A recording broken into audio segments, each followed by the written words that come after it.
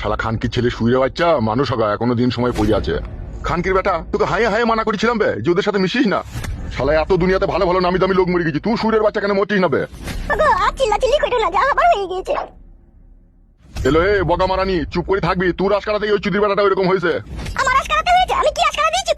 তুই তো ছোটবেলা থেকে ওকে শাসন করতে দিয়ে নিল মাগি। মাং মারানি কেলা চুদি মাগি খাটি বলছি নাই চাই আমার একটাই ছেলে, ওকে যেন কিছু বললো না এই ভেবেই তো আমাকে শাসন করতে দিয়ে নিল। মাং মারানি ঢ্যাপসা চুদি, কোনো কথা বলবি না লো তুই। বাবা মাকে কিসে লেগে গালাগালি করছো তুমি?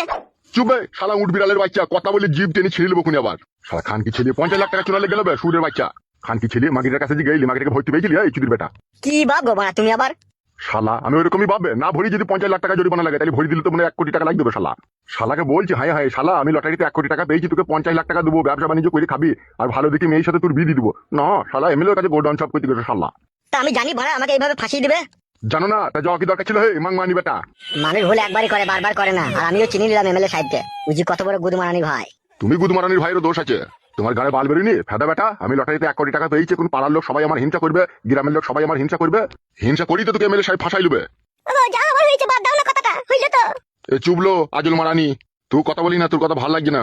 বাগি শুনিলে একটা কথা, কান ফাঁক করি বাগিয়ে একটা কথা শুনিলে দ্বিতীয় দিন যেন আমাকে না বলতে হয় এই ধরনের কথা, বুঝলি বে পাটা? এমএলএ সাহেবের সাথে আর এমএলএ সাহেবের চাঙ্গু বাঙ্গুর সাথে তোর যেন কোনো সম্পর্ক না থাকে। আর যদি সম্পর্ক রেখেছো খানকি ছেলে তোমাকে আমি তেজ্য পুত্র করবো। কি আব্বা গো মা তুমি আবার কথায় কথায় খালি গাল দিচ্ছ, মিনিস বলে বললাম তো। ওবে মনে থাকে যেন কথাটা।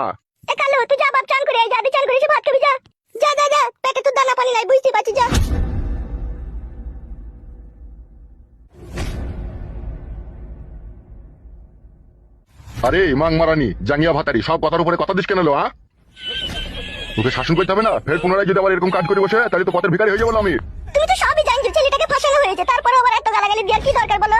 অফিসার কি বললো যে ও শালা নিজেই ফাঁস থেকে এসে, তাহলে ও শালাকে যদি আবার কোনো মাগি যদি আবার ইশারা করে ডাকে ও শালা তো চলে যাবে, ওকে যা বুঝা গেছে। উয়া যাবে না, এবার তুমি দেখে শুনে একটা বিয়ে শাদী দিয়ে দাও, গাদিতে সংসার পাতি বসিয়ে দাও।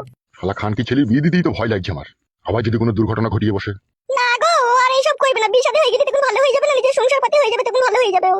আমি আজই ঘট